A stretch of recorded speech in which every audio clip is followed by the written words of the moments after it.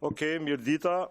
Fillojmë mbledhjen e komisionit, me që kuorumi është sipas kërkesave ligjore e deklaroj të hapur këtë mbledhje.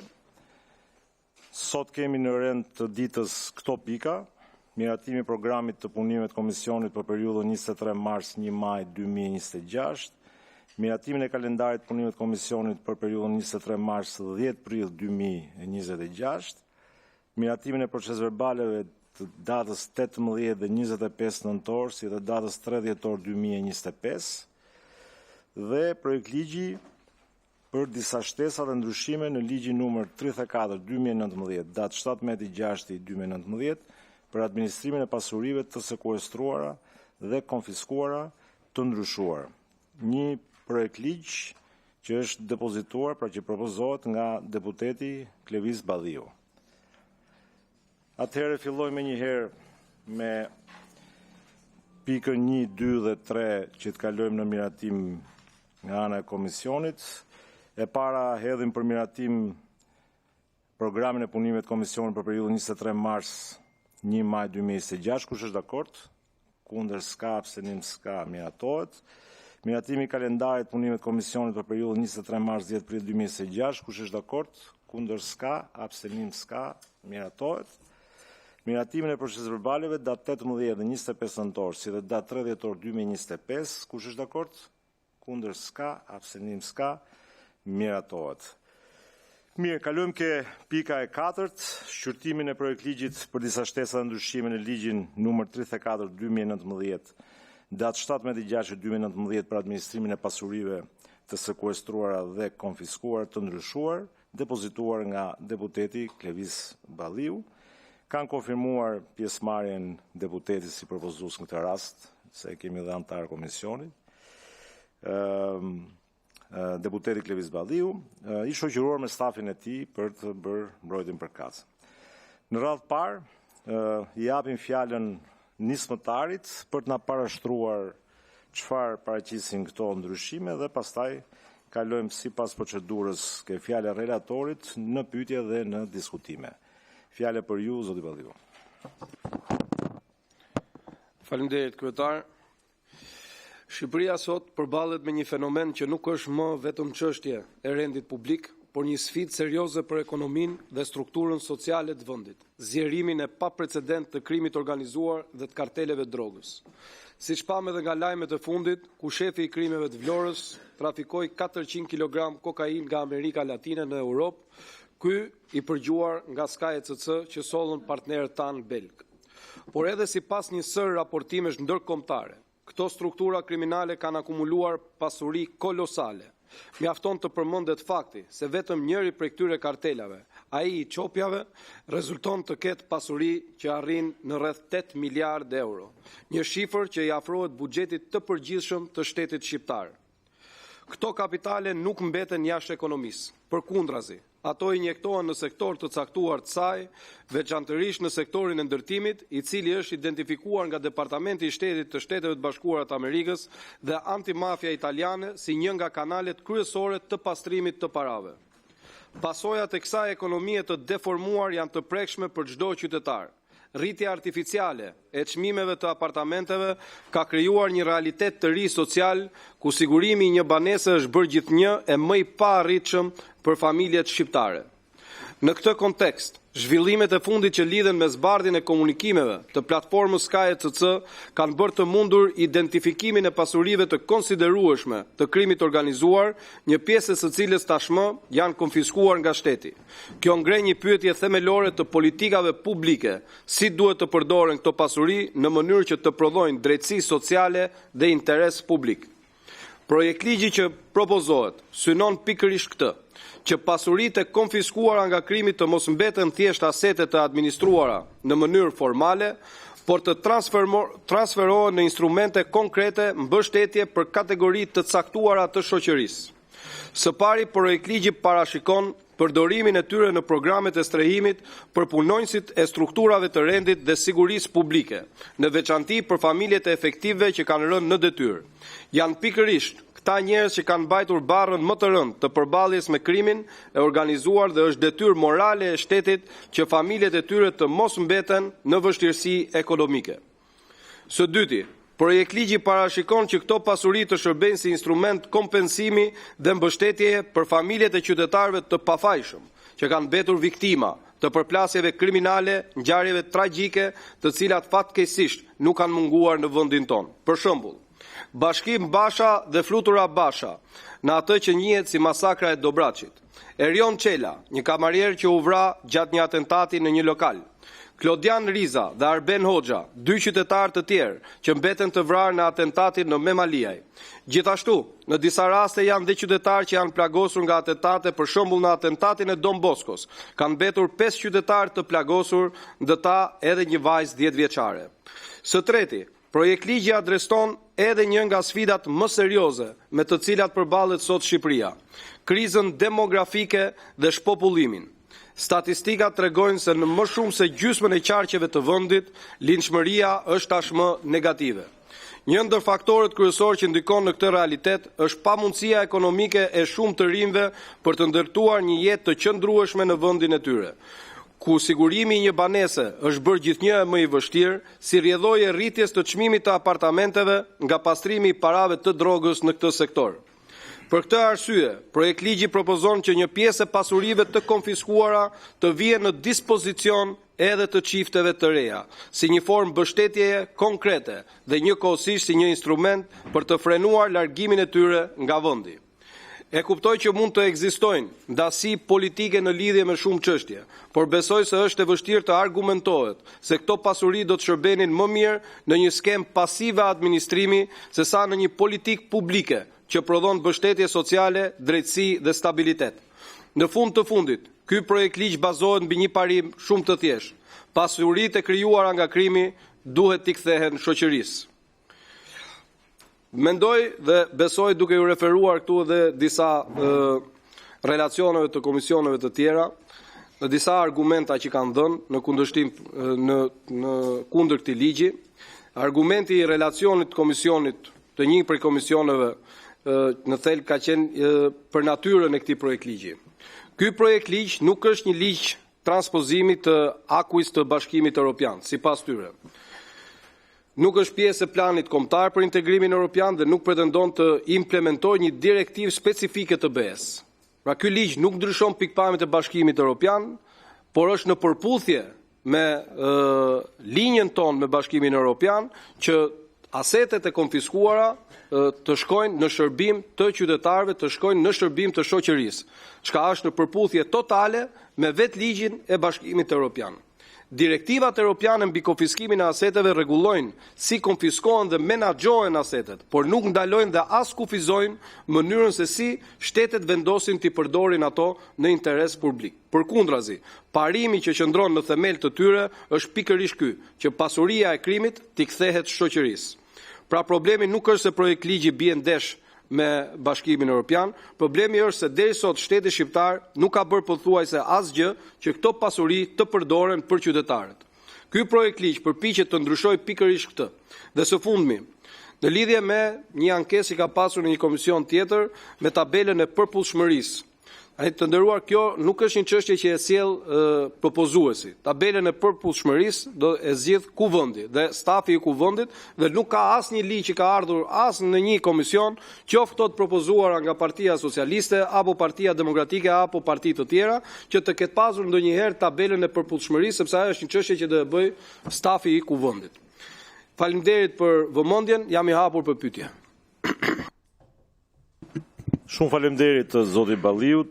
Fjala për relatorin zotin Rexha.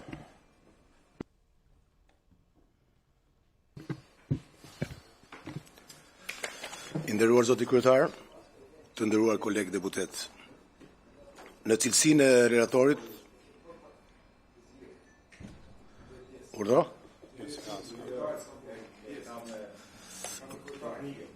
Në cilësinë e relatorit vlerësoj se ky projekt ligj nga pikpamja e procedurës është paraqitur në përputhje me kërkesat e rregullorisë së kuvendit, si edhe të kushtetutës, si edhe shoqërohet me relacion përkatës. Qëllimi i nismës është i qartë, synohet përdorimi i një pjesë të pasurive të konfiskuara nga politika sociale. Konkretisht, për strehimin e punonjësve të rendit dhe kategorive të tjera prioritare, si dhe rritja e transparencës në administrimin e këtyre aseteve. Megjithatë, edhe pse objektivat duken socialisht të dobishme në sipërfaqe, analiza juridike dhe financiare e nismës na çon në një përfundim të ndryshëm. Në thelb, projektligji krijon një mekanizëm të ri financiar, një llogaritë posaçme, ku do depozitohen të ardhurat nga pasuritë e konfiskuara dhe që do të përdoren ekskluzivisht për programe strehimi. Ai gjithashtu forcon rolin e komitetit ndërinstitucional duke i dhënë kompetenca të gjera në përdorimin dhe shpërndarjen e këtyre fondeve. Por pikërisht tu lindin shqetësimet kryesore. Së pari, kjo nismë krijon një vendosje të dukshme me legjislacionin ekzistues, veçanërisht me ligjin për strehimin social.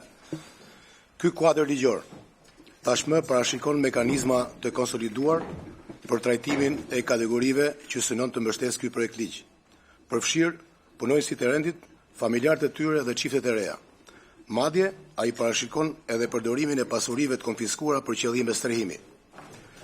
Në këtë kuptim, krijimi i mekanizmi paralel jo vetëm që është i panevojshëm, por rrezikon të fragmentojë politikat publike dhe të cënojë koherencën e sistemit. Së dyti, një pjesë e konsiderueshme e përfitimeve që parashikon projektligji ekzistojnë tashmë në legjislacionin fuqi, si në ligjin për strehimin social, ashtu dhe për ligjin për policinë e shtetit dhe aktet për kacen e ligjore. Kjo e bën ndërhyrjen e re jo vetëm të tepërt, por potencialisht problematike.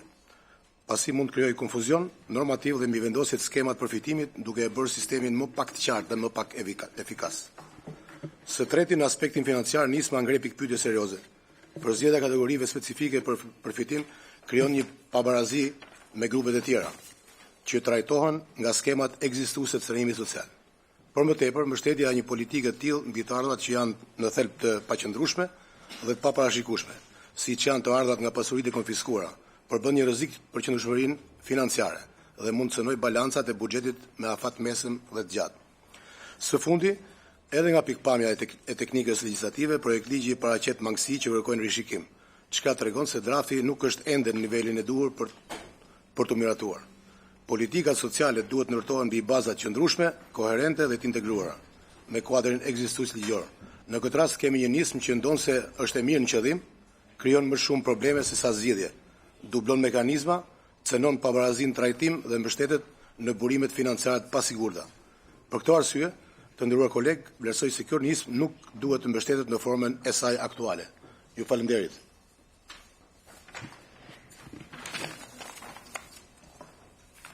Faleminderit zoti Rexha. Atëre, mbas paraqitjes projektligjit edhe fjalës relatorit, kalojmë në pyetje. Unë mendoj të vazhdojmë me traditën që kemi krijuar, ta bëjmë pyetje, diskutime, i bëjmë bashkë. Pra kush ka pyetje mund të bëjë diskutimin dhe pastaj mund të na përgjigjet sipas rastit edhe nismëtari. Atëherë nga kolegët, po, zoti Male. Tash duke parë edhe pjesën e nismës, që nisma na krijon një mbivendosje, duke qenë se ligji aktual e ka të qartë shkruar zeza mbi të bardhë ku e cilëson që pjesa e pasurive konfiskuara nga krimi organizuar kalon në mbështetje të strukturave të sigurisë, siç janë Policia e Shtetit, Shërbimi Informativ, SPAK-u e merrall, organet kompetente që dhe bëjnë këtë veprimtari, i bie që ne të kemi një mbivendosje. Kuptoj që ndoshta deputeti Balliu e kanë çik problematikën me Policinë e Shtetit e duhet t'ia kalojmë familjeve të reja, por mos harrojmë se kemi dëshmor, kemi familje që kanë numër baballar në radhë e Policisë së Shtetit, kemi fëmijë që kanë nevojë që janë pjesë e familjeve të Policisë së Shtetit, që kanë nevojë për mbështetje financiare, ka familje të policëve që kanë nevojë për strehim, për mbështetje financiare, ka akoma dhe më shumë dhe duhet jo vetëm me këto pasuri, por duhet mbështetje akoma dhe më të madhe që ne të urrijmë në ndihmë dhe mendoj që kjo është një bivendosje dhe nuk i shërben pjesës të propozimit që ka bërë deputeti Balliu. Faleminderit. Po, zoti Mediu, pastaj zoti Kapri. Pari, unë duhet ta vlerësoj ta falenderoj zotin Balliu për këtë nisëm, për arsye parë është sepse mendoj që tendenca e tij për t'i parë këto fonde nga pasuritë e sekuestruara si fonde dedikuara për disa grupe të caktuara të interesit, të cilat janë të marginalizuara, por edhe ne kemi nevojën për t'i stimuluar për të krijuar një raport sa më drejt social, është jashtëzakonisht një nisëm e drejtë. Nga ana tjetër, në të gjithë diskutimin që është bërë deri tani, unë nuk shoh që ne të kemi kontraditën në faktin që të nismës si qëllim, por të mënyrës se si do të shpërndahen këto fonde. Edhe kolegu përpara tha që këto janë fonde që dedikohen për institucione shtetërore, siç është policia, SPAK-u e tjerë shërbime inteligjente. Në fakt, në të gjithë raportin e politikave buxhetore që bën një shtet, në raport me këto institucione, është një politikë e cila padyshim vjen si kërkesë buxhetore e programimit të këtyre institucioneve, të cilat e kanë shumë herë më të mundshme për të marrë fondet nga buxheti i shtetit, saqë mund ta ketë, pjesa apo grupe të caktuara të shoqërisë, të cilat shpesh janë lënë harres dhe pa kujdesin e nevojshëm. Kështu që mendoj që më tepër sa të dalim me një qendrim po ose jo, është që të bëjmë dhe ndoshta propozime konkrete edhe për rregullime të cilat besoj dhe zoti Balliu do të ishte i hapur për t'i parë, për t'i dedikuar në mënyrë të qartë dhe korrekte këto fonde drejt atyre grupeve të cilat ka adresuar zoti Balliu, por ndoshta edhe për grupe të tjera. Dhe kam bindje që më mirë është në këtë komision të marrim një qendrim për mbështetjen e nismave të tilla dhe të përpiqemi që të gjejmë një zgjidhje e cila ofron qendrimin ton në interes të këtyre grupeve që ka thënë zoti Balliu, por edhe për të bërë të qartë dhe transparente siç ndodhet edhe me këto fonde në procese të tilla të sekuestrimit parave. Faleminderit zoti Mediu, zoti Kapri. Faleminderit zoti kryetar. Në fakt, zoti Balliu është me shumë fat që ja pas keni mundësuar t'ja shqyrtoni nismën, sepse është bërë sport në këtë parlament që çfarëdo gjë që propozon opozita nuk gjen pasqyrim për komisione apo mundësinë për të bërë një debat. Dhe së dyti, unë nuk e kuptoj pse majoranca nuk e pranon në parim këtë projekt ligj, sepse është një projekt ligj i cili kërkon të vendosi drejtësi, të krijojë një parim të drejtë kur vjen puna tek konfiskimi i aseteve kriminale.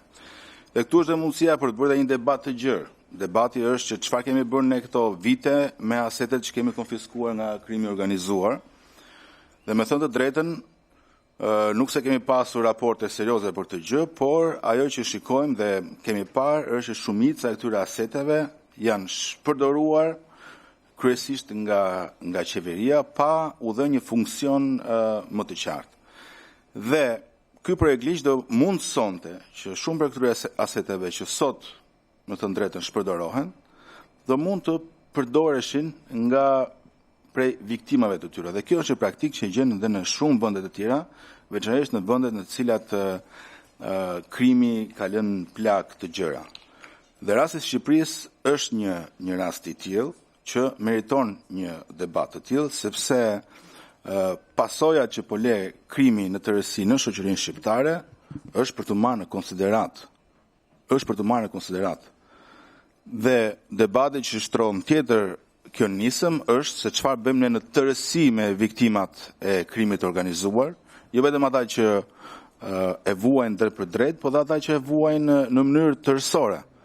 Dhe ne përgjithsisht shoqëria, po veçanërisht kjo qeveri i është shmangur plotësisht kësaj përgjegjësie, sa kohë që krimi organizuar në këtë vend është një pengesë reale, veçanërisht për gjithë aspiratën që ka Shqipëria për të antarësuar në Bashkimin Evropian. Unë mendoj, zoti kryetar, që do të ishte minimalisht e ndershme që të paktën nisma që vijnë nga opozita vërtet i trajtonit me seriozitet, të bëheshin debat, se nuk ka rëndësi sa kush e propozon. Se në këtë parlament ka ndodhur që është propozuar nga një deputet i opozitës, i është pëlqyer ideja, siç ishte rasti për ndryshimin e pagave të mësuesve, të cilët e kishin fituar në gjykat, e rrëzuan propozimin e opozitës dhe pas 2 javësh e risolli majoranca dhe miratuat e majorancës.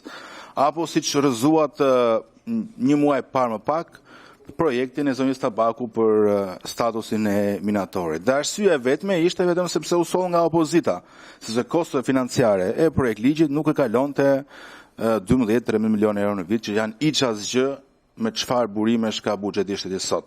Dhe unë ju kujtoj se jo vetëm nga asetet e krimit, por vetëm vitin e kaluar qeveria ka kursyer 500 milion euro. Se është një qeveri e paaft të shpenzoj. Edhe për arsyen tjetër se është spaku në përkëmbë dhe kanë frikë të shpenzojnë. Por minimalisht të paktën ta kthem më serios kuvendin që nismat e deputetëve të opozitës ti marrin me seriozitet. Unë personalisht kam 4 muaj që kam sjell një nisëm në parlament për ndryshimin e kodit rrugor, që kërkoi mirëkuptimin e maxhorancës dhe opozitës, që të lejojë të rinë shqiptar të qarkullojnë me monopatina për shkak atij urdhri të palishëm që ka nxjerr ish-ministrja e Brendshme. Fle akoma në sertaret e kuvendit. Po nuk është serioze tani kjo. Ndërkohë që me firmat e deputetëve të maxhorancës, çfarë nuk keni miratuar këto 2-3 muaj në parlament? Kaloi ndryshimi i akshit për 10 ditë. Edhe bët akshin kompani private tani, sepse janë 200 milion euro për të shpenzuar këtë vit. Kjo nuk është serioze, zoti kryetar. Minimalisht, unë e kuptoj që opozitën e dhunoni edhe me kartona dhe me përjashtime pa kuptim, po të paktën nismat dhe nismat të tilla që ka një ndikim të gjerë në shoqëri ti marrim më shumë seriozisht. Faleminderit. Faleminderit zoti Kapri në lidhje me ankesat që shtruat. Besoj se sot atë po bëjmë, pra përshërtojmë një projekt ligj të ardhur nga një koleg i opozitës. Shqetësimet e tua për mos shqyrtimin e nismës tuaj unë doja përcjell kryetarit të kuvendit, po sigurisht që keni edhe rrugë tjera, edhe nuk besoj që është ky komisioni ku duhet të ngrihen, sepse nuk kemi edhe çfarë përgjigje të merrni nga ky komision për këtë gjë, për këtë shqetësimin. Jo, dakor, pra ne po të them, pra doja përcjell zotit Peleshi. Ti the pse nuk e miratonin parim. Tash ne s'kemi votuar akoma e para herë. Mos paragjyko. E dyta, po s'ka rëndësi, retori ka fjalën e vet, ne kemi votën tonë. E dyta, kjo është për paragjykimin, jo për të shprehur votën. E dyta, ne në parim e kemi votuar këtë, sepse ne kemi miratuar një ligj që pikërisht në parim këtë gjë bën dhe këtë rregullon. Shpërndarjen e këtij fondi që krijohet nga sekuestrimi dhe konfiskimi i aseteve të krimit në ke fondi ku pjesë e cilës është dhe trajtimi i familjeve të viktimave, i policëve të rënë, apo në përgjithësi i trupës policore për banesat sociale. Pra, në parim, ne e kemi të miratuar këtë gjë. Dhe në parim, ligji është i miratuar. Edhe zoti Balliu ka sjell amendime mbi këtë ligj, parimin e cilit ne e kemi sankcionuar, kemi miratuar, kur kemi miratuar në 2019 ligjin për katës.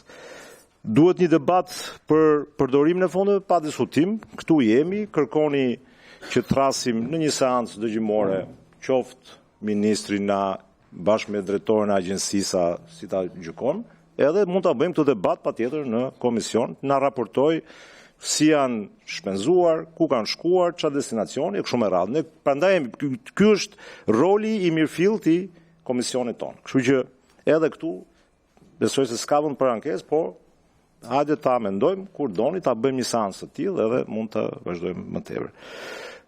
Faleminderit, zonja Xhashka, pastaj zoti Noga. E çmoj qëllimin që ju kanë nxitur që t'i bëni këto amendime ligjit të ndryshuar, megjithatë kam disa pyetje ose disa paqartësi sepse më duket sikur ka pak populizëm në mënyrën se si paraqitet nevoja për përfitim. Me raqet që kam, ua kam ngritur në pak pyetje. A nuk mendoni se krijon ky projekt ligj një devijim nga qëllimi penal i konfiskimit duke e kthyer në një instrument politikash sociale? Si garantohet që përdorimi i pasurive të konfiskuara nuk do të cënojë të drejtat e palëve të treta në mirëbesim, sepse ka një praktik Gjykata Europiane e Drejtave të Njerëzit sa i takon kësaj. Nuk e di nëse ju keni bërë një, le të themi, analist plot të përputhshmërisë me vendimet e Gjykatës Europiane për Drejtat e Njerëzit sa i takon përdorimit të pasurive të konfiskuara. Dhe pastaj, kush e vendos konkretisht rendin e përparësisë, le të themi, të përfituesve dhe mbi çfarë kriteresh të matshme? Sepse kam merak se krijohet një hierarki e padrejtë sociale në përdorimin e pasurive publike. Pra kush e vendos këtë hierarki? Pse duhet vendosur në atë formë të caktuar dhe sa e rrezikon kjo devijimin e qëllimit penal sa i takon konfiskimit të pasurive të krimit të organizuar apo? Faleminderit. Po, faleminderit. Do përgjigjeni apo do merrni edhe flasë? Okej, zotin Noga, fjalë për ju. Faleminderit. Tani propozimi që bën zoti Balliu ne e shohim me vend. Pse? Me të vërtet ka një ligj. Ka patur një ligj, është bërë një përmirësim në 2019 dhe ka një ligj për këtë çështje.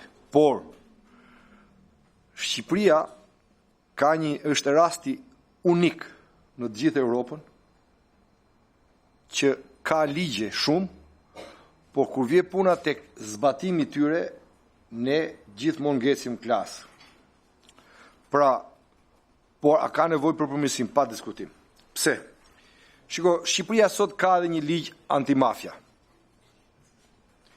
Po më thoni që nga 2013 deri sot, në sa raste ligji antimafia që ka të bëj në mënyrë ekskluzive me sekuestrimin dhe administrimin e pasurive të krimit të organizuar është zbatuar. Unë po ju a them që nga 2013, kur ju keni ardhur në pushtet, dhe deri më sot ligji antimafia është zbatuar 0 herë, ai është hedhur në kosh. Pse? Sepse pikrisht prek thelbin mbi bazën e të cilit krimi i organizuar funksionon dhe pikat e dobta të krimit të organizuar që është ekonomia, paraja. Pra, ndaj e ka sjellë të nismë zoti Balliu që të jap një mundësi edhe ligjvënësit të përmirësoj dhe të diktoj. Pse? Sot jemi të gjithë të qartë. Në Shqipëri janë me mira çifte të reja që pasi kanë mbaruar shkollën nuk mund të gjejnë strehim. Çmimet e banesave në treg janë të tilla, sipas statistikave, një çift do t'i duhet të punoj 50 vjet, mbase edhe më shumë, minimalja, për të patur një banesë të tyre. Pa mundësia e çifteve për një banesë dhe 0 vëmendja e shtetit ndaj tyre ka bërë sot është një nga elementet që ndikon sot në shpopullimin e këtij vendi dhe në faktin që rinia po largohet nga Shqipëria, sepse nuk i afrohet asgjë, se kur nuk i afron as kushtet minimale të banesës, asgjë tjetër shteti. Pra, dhe mos harrojmë, ka patur një ligj ky vend, prapë të cilin ju e keni hedhur në kosh, në kohën kur ju ishit në opozit, që çdo çift i ri që kthehej, mbaronte shkollën dhe martohesh në Shqipëri, po i ofrohej kredi me 0 interes për banesë sociale. Po, çifteve të reja. Sot nuk ekziston. Pra, çfarë është kjo?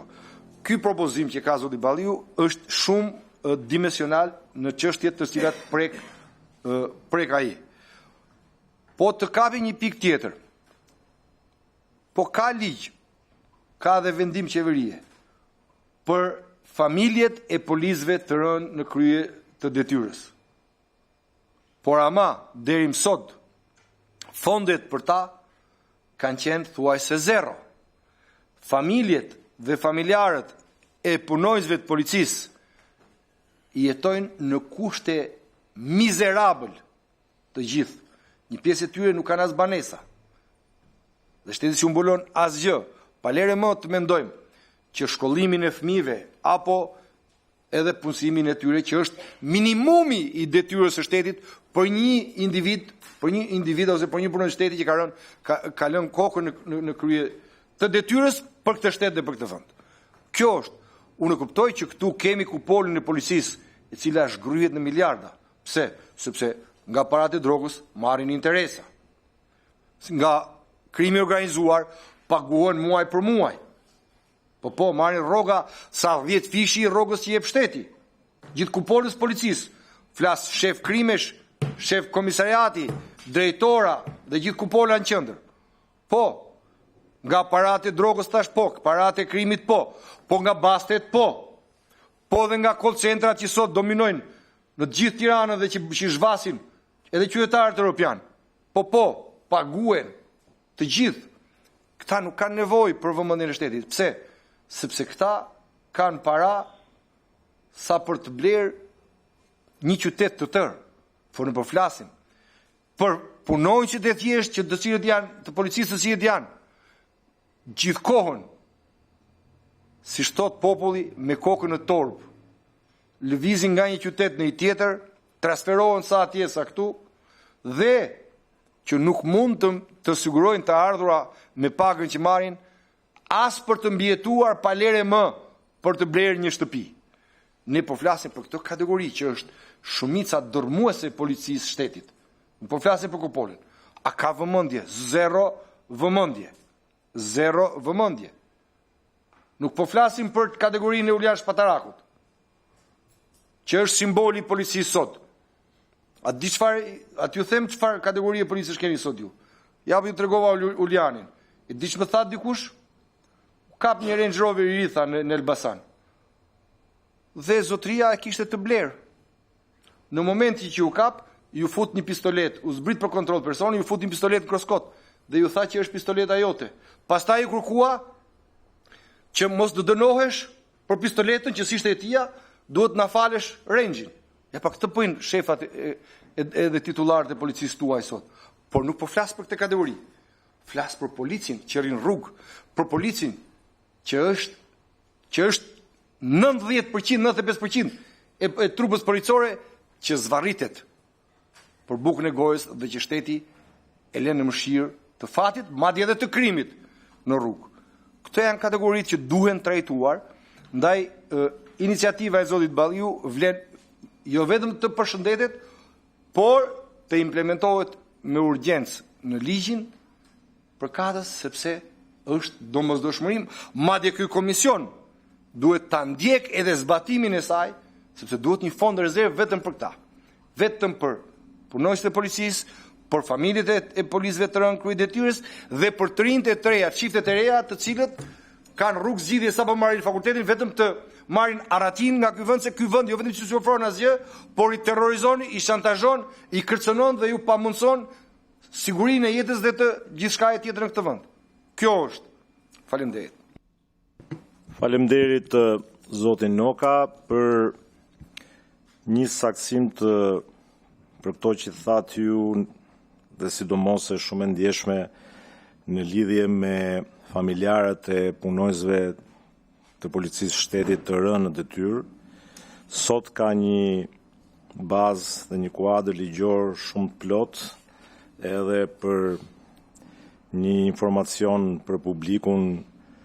Sot për këto familje ka kompensim për strehim, banes falas për bashkëshortin ose bashkëshorten dhe fëmijët kur janë të pastre, rimbursim të bursës studimit për fëmijët dhe punonjësit policisë, ndihmë të menjëhershme financiare deri në 10 paga mujore, pension suplementar familjar, ndihmë financiare për çdo përvjetor vdekjes, si dhe punësim me prioritet në përputhje me arsimin, përvojën dhe kriteret e tjera të nevojshme për vendin e punës.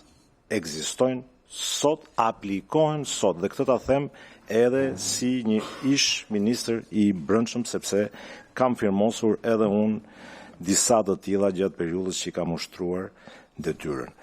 Në lidhje me denoncimin që ju bët, sigurisht që prokuroria ka dhe instrumentin procedurial që thjesht nga denoncimi juaj publik këtu të marri edhe të filloj kryesisht ndjekje penale Ju përmendet emra, përmendet rrethana, fakte, ndoshta jo të plota, mund t'i sqarojnë pastaj ato, por ju sugjeroj që këto të shkojnë edhe direkt drejt për drejt në prokurori, sepse ato që ju thatë janë shumë të rënda, sigurisht edhe kanë një barë shumë të rëndë që nuk mund ta meritoj fare askush, jo që punon policinë e shtetit, po asnjë që punon në sektorin publik në Shqipëri të ketë këtë sjellje.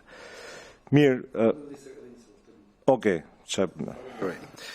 unë, zoti kryetar, nuk thash që nuk ka kuadër ligjor, sepse unë dhe ti kemi qenë të dy ministrat brendshëm.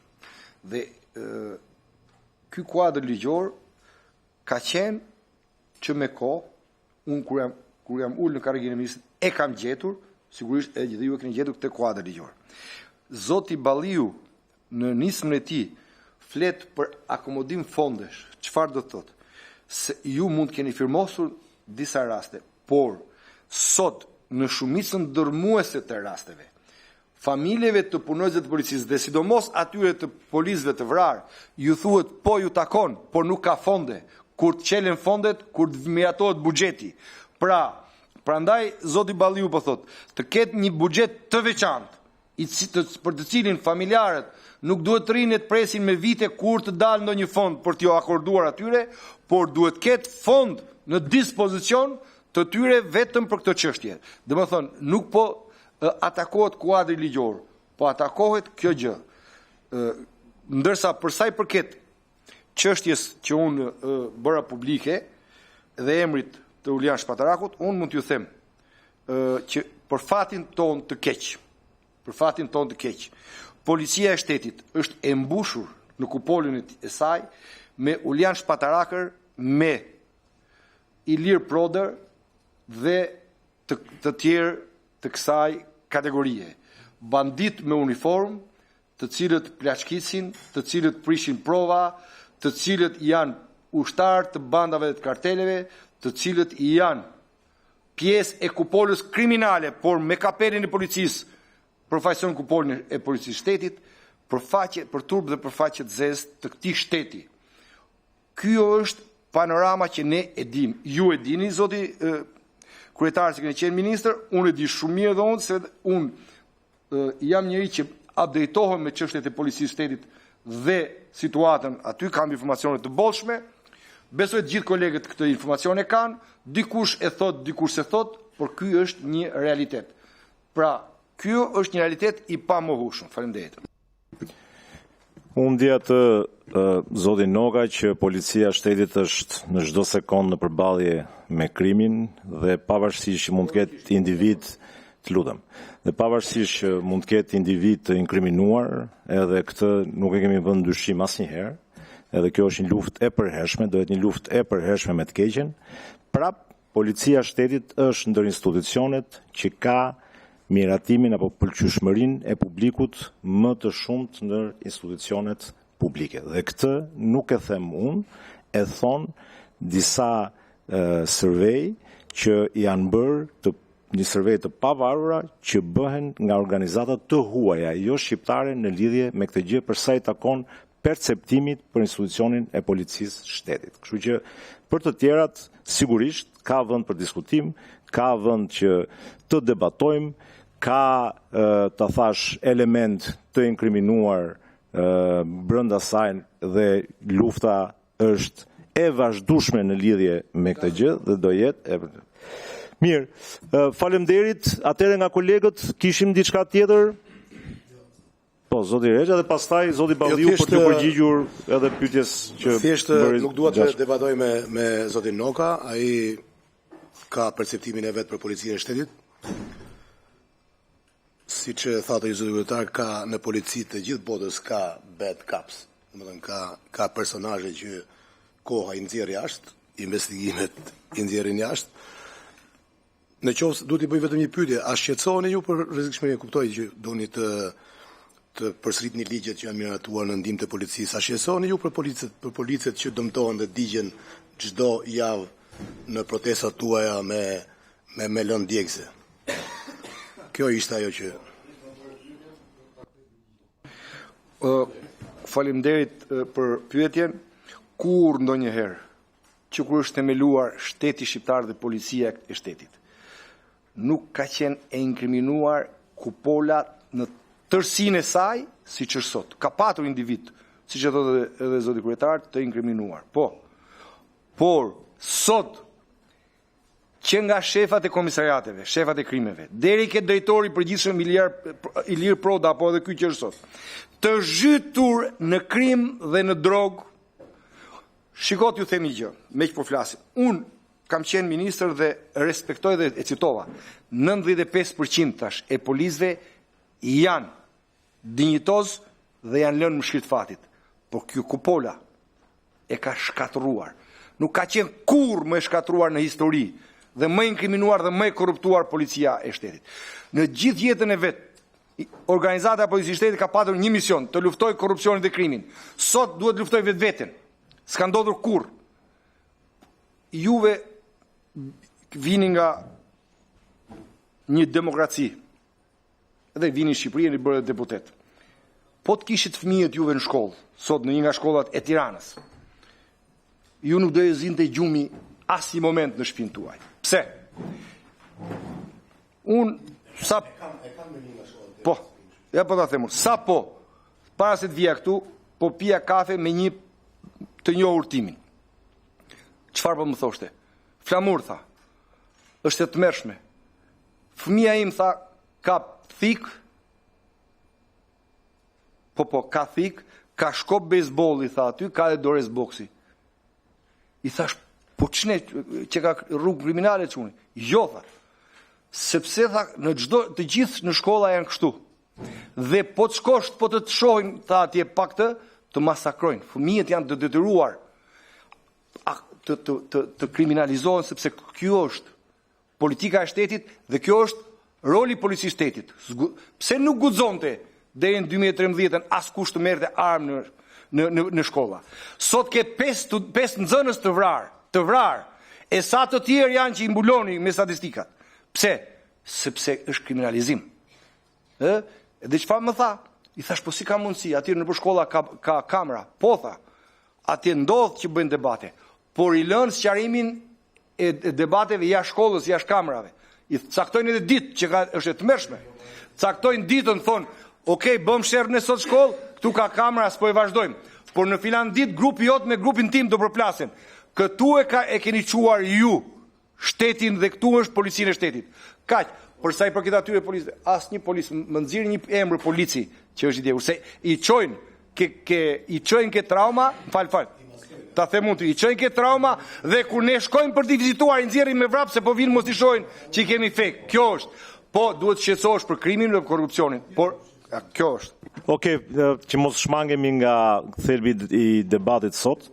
Zoti Balliu, fjala për ju për përgjigje të zotit.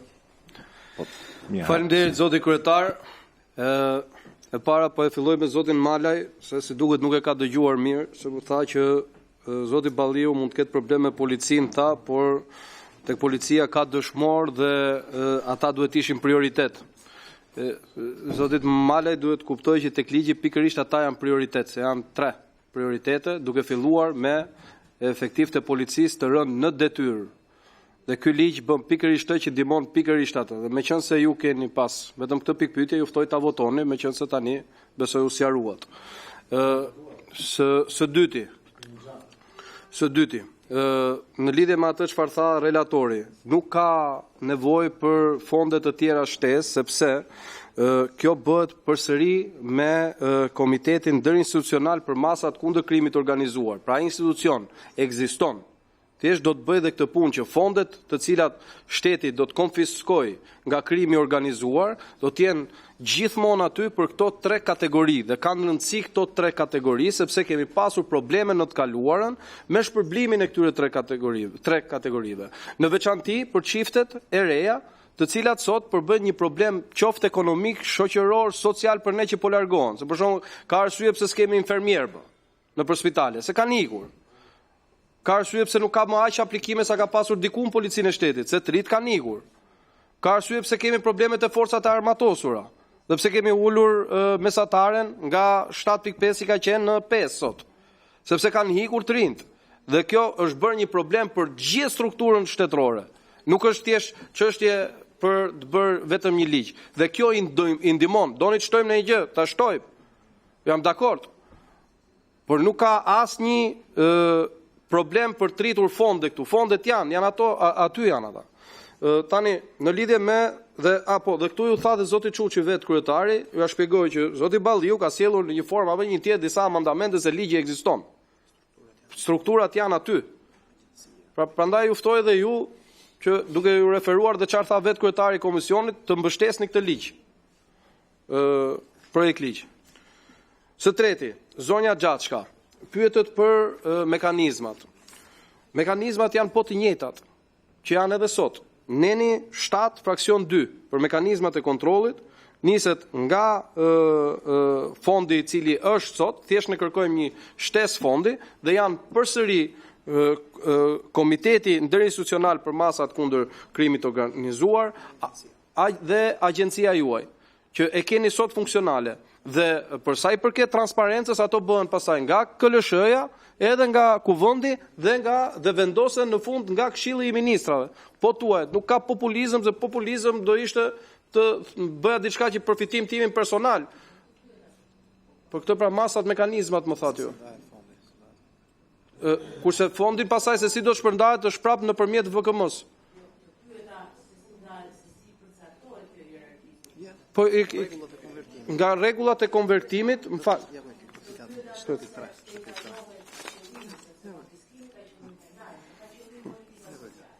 Tani, ja, është neni 7 fraksion 3. Rregullat për vlerësimin e ankantit, administrimin dhe transferimin e mjeteve monetare miratohen me vendim të Këshillit të Ministrave brenda 3 muajve nga hyrja në fuqi të këtij ligji. Po, se ashtu është edhe sot, dhe ne në bazë të këtij projekt ligji, të këtyre 3 kritereve. Ne i referohemi VKM-s sepse kemi qenë mbështetës në kuptimin edhe të ligjit aktual, që ne mos të pengojmë ligjin aktual, pra mos ketë ndërhyrje dhe mbi vendosje. Thën këto.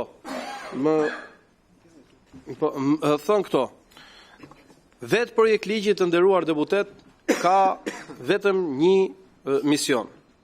Paratë të cilat janë të konfiskuar sot të shkojnë në shërbim, por dhe të motivoj konfiskimin e tyre. Sepse është e vërtet, unë ju thashë disa shifra që 8 miliard euro janë gjetur, sipas edhe raporteve ndërkombëtare, kartelit Çopja, po ndërkohë 60 milion euro janë konfiskuar deri sot.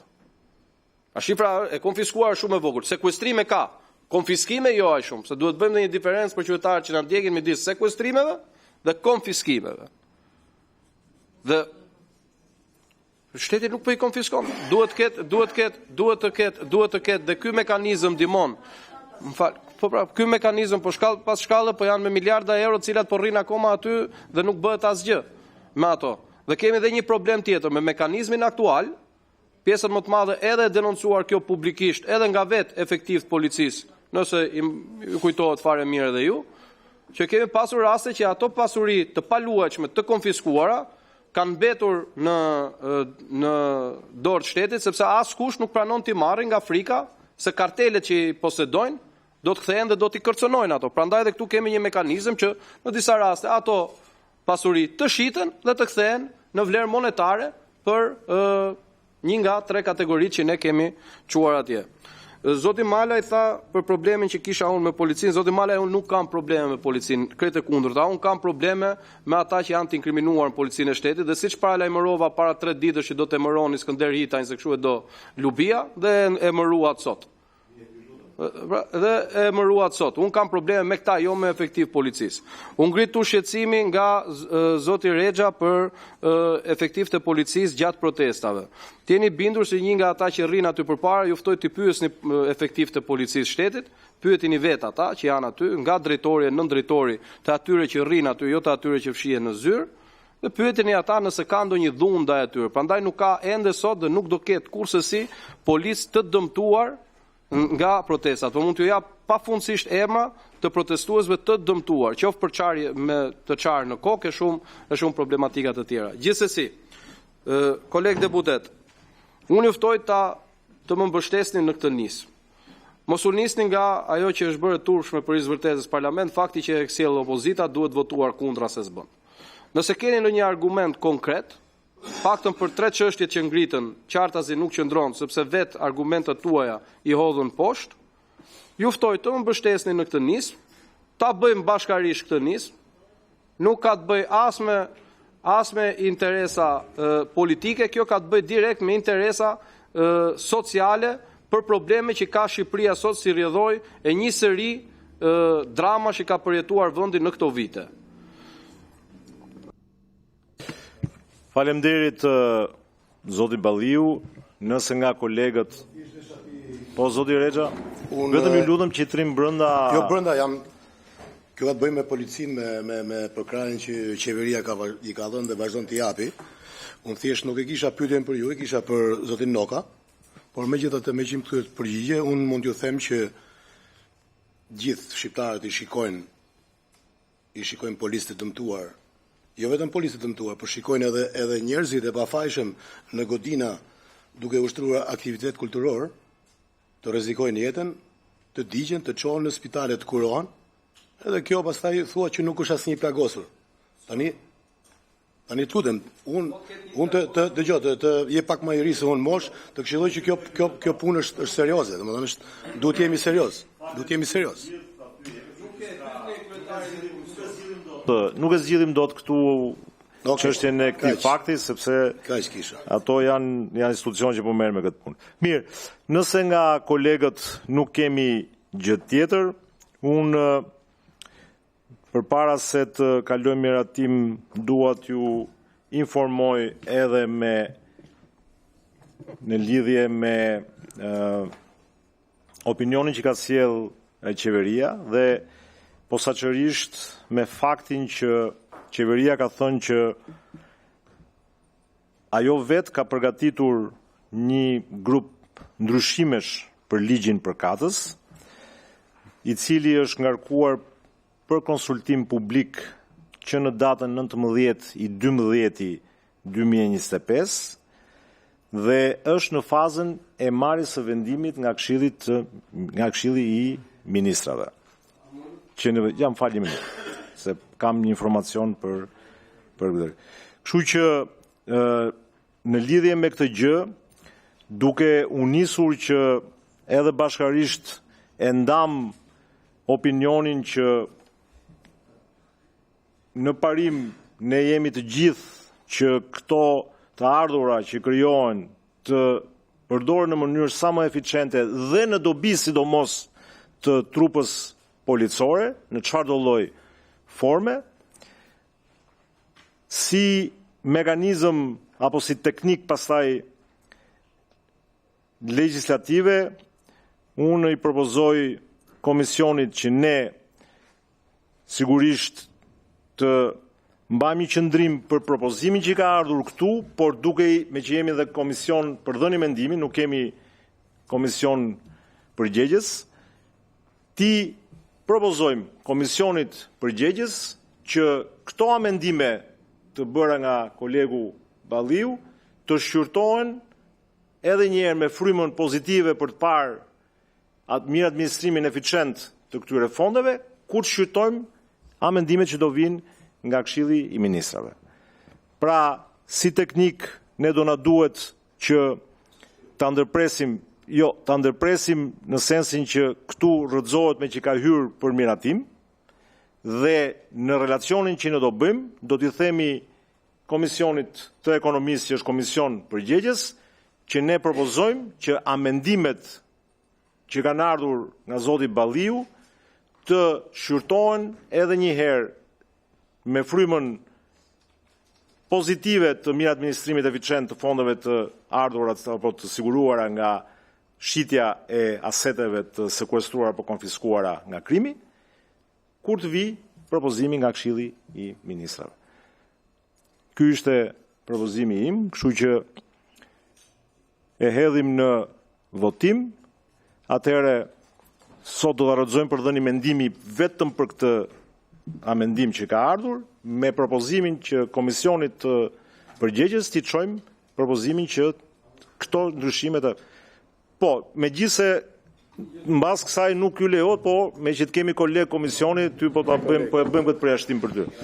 Pikërisht edhe unë kam Vajzat e brava që mbajnë shënime se kanë ardhur për praktik nga fakulteti juridik, edhe thonë pasaj ore po shkel rregullore. Po. Kur bëhet fjalë për interes kombëtar shkelet rregullore.